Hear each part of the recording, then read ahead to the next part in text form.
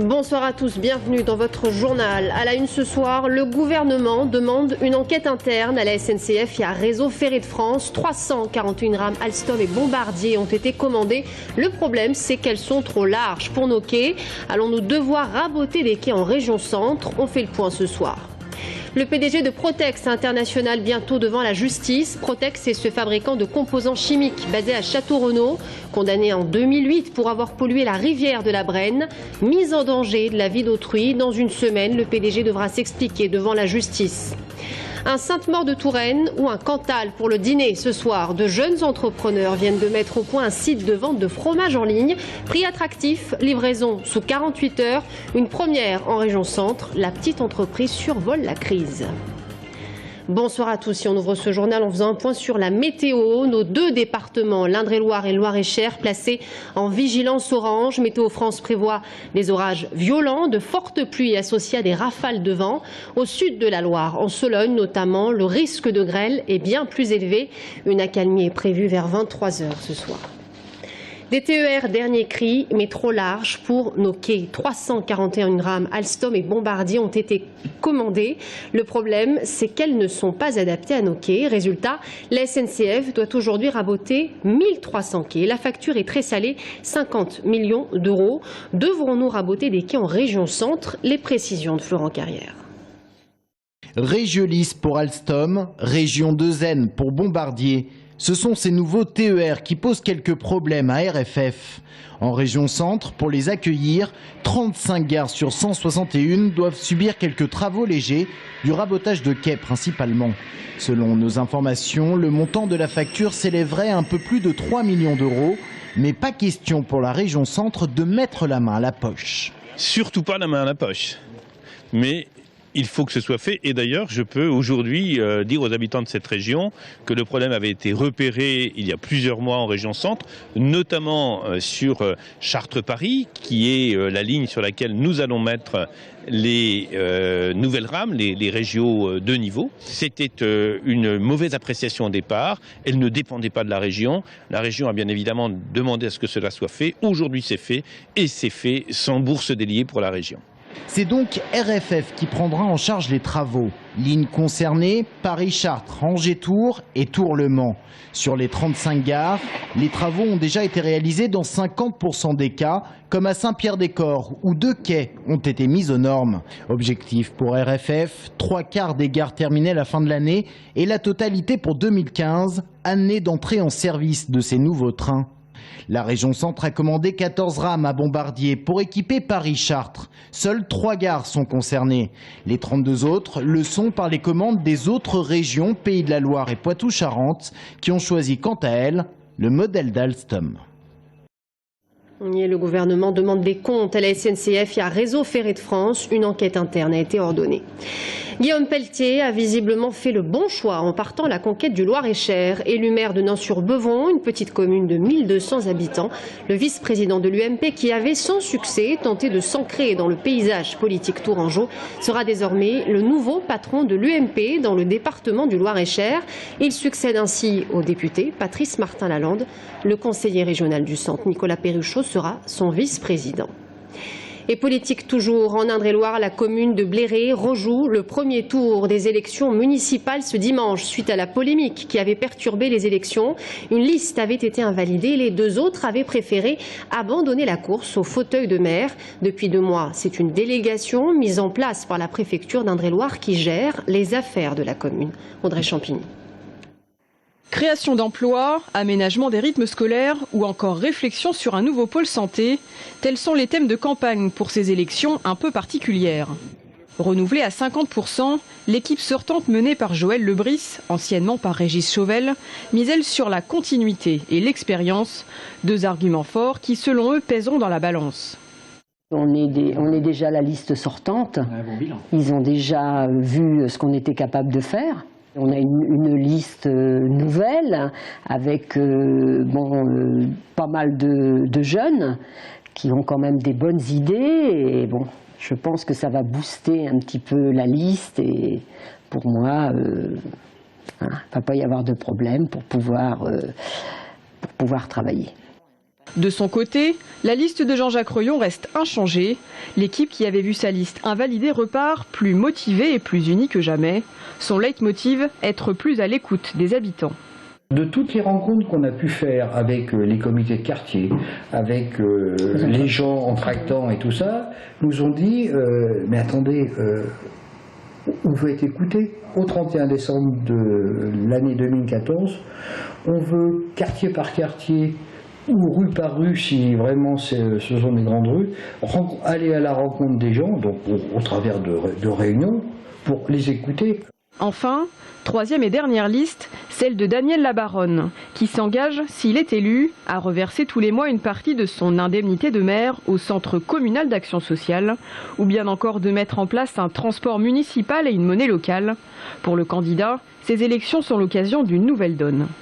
Ces nouvelles élections donnent l'occasion peut-être de redistribuer un petit peu les cartes, donnent l'occasion de montrer qu'une autre équipe avec des gens nouveaux, jeunes, dynamiques sur ma liste sont en capacité de gérer la commune avec des propositions tout à fait innovantes, avec des propositions qui sont différentes par rapport à celles que nous observons sur les autres listes. Par conséquent, c'est vrai que cette deuxième élection offre une nouvelle chance à Bléré. Dimanche prochain, les Blairois auront donc une double mission citoyenne. Voter pour élire leur nouveau maire, mais également voter pour élire leurs représentants européens. Et à la fin de ce journal, la députée européenne sortante Sophie Oconi sera notre invitée de la rédaction. Le PDG de l'entreprise Protex International comparaîtra devant le tribunal correctionnel de Paris les 27 et 28 mai prochains. Le groupe Protex, vous connaissez, c'est l'entreprise Saint-Tron, fabricant de composants chimiques, basée à Château-Renaud. En 2008, la société avait été condamnée à payer plus de 260 000 € d'amende pour avoir causé une pollution de la rivière de la Brenne. Dans une semaine, le dirigeant du groupe devra s'en expliquer devant la justice. Romain Delville. Dans son bureau, Robert Mort, le président de Saint-Tron, n'est pas inquiet. Mis en examen pour mise en danger de la vie d'autrui, non-déclaration d'accident et exploitation non conforme, le capitaine d'industrie familiale comparaîtra devant le tribunal correctionnel de Paris la semaine prochaine. Et nie d'ores et déjà en bloc.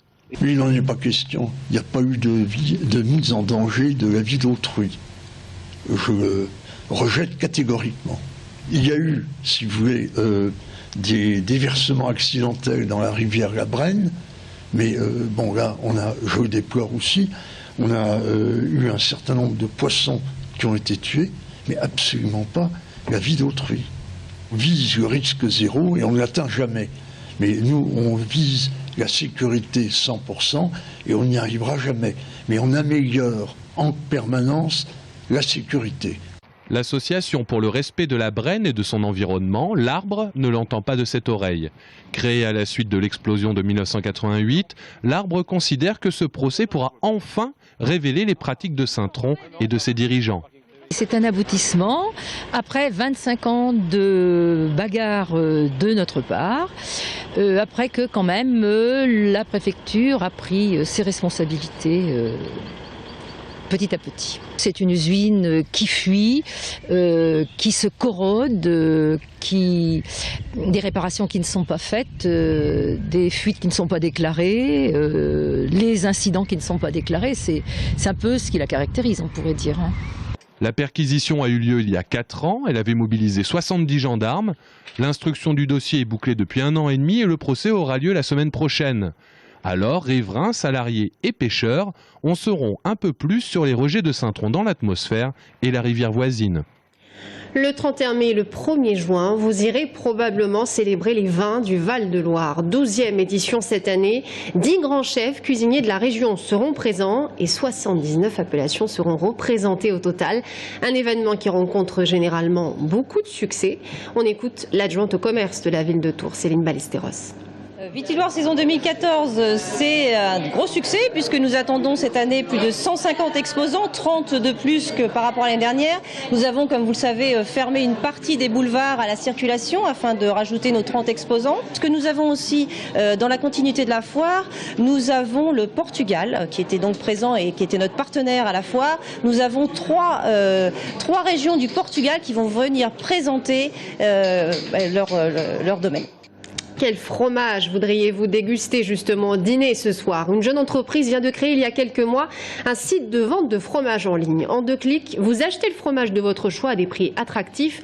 Une première en région centre et ça marche. Lancé il y a quelques mois seulement, le business s'annonce particulièrement florissant. Audrey Champigny. Dominique Etel, retraité habitant à Fondette, achète depuis quelques mois ses fromages sur Internet grâce au site lapassiondufromage.fr, une crèmerie en ligne. Pour commander, rien de plus simple, un seul clic suffit. Moi, ce que je trouve bien, c'est que ça permet, chez soi, tranquillement, de pouvoir choisir sans contrainte, sans un vendeur qui va vous insister pour vous mettre ce qu'il a envie de vous vendre. Là, vous avez vraiment un éventail complet de produits de qualité à un prix raisonnable. Et donc là, vous choisissez en toute sérénité et vous composez vraiment votre menu, votre plateau sans influence. On a vraiment tous les fromages et il nous manque que l'odeur. Une fois la commande terminée, direction Sainte-Maure-de-Touraine. On y retrouve Jean-Louis Bulté, gérant du magasin. Fromager de métier, il a l'idée d'ouvrir une boutique en décembre dernier, avec en parallèle un site internet pour acheter ses fromages en ligne, des fromages qu'il sélectionne et affine lui-même.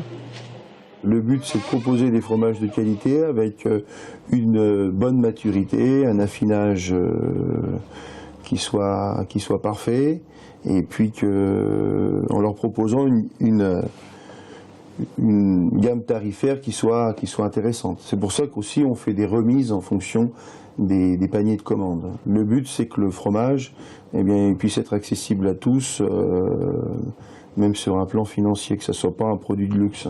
Ici, la commande est préparée. Les fromages sont conditionnés dans des étuis spéciaux, puis placés dans un colis isotherme et enfin entreposés dans une chambre froide à 4 degrés. Cela ne prend que quelques minutes et 48 heures après, le consommateur le reçoit par la poste.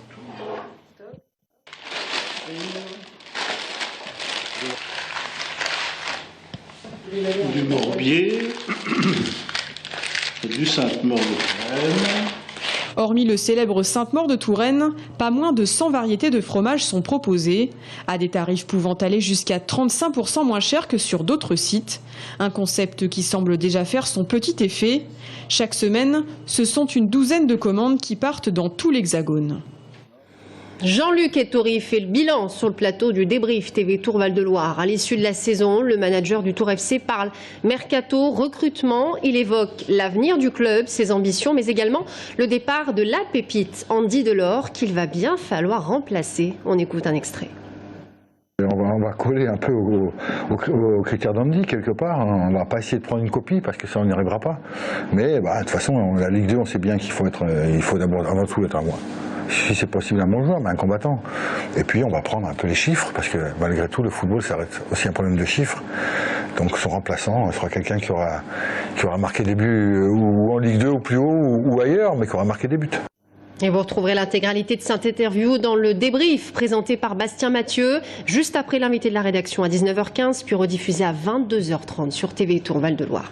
Voilà, c'est la fin de ce journal. Merci à tous de nous avoir suivis. Dans un instant, Sophie Oconi, la députée européenne sortante, et l'invité de la rédaction. À tout de suite.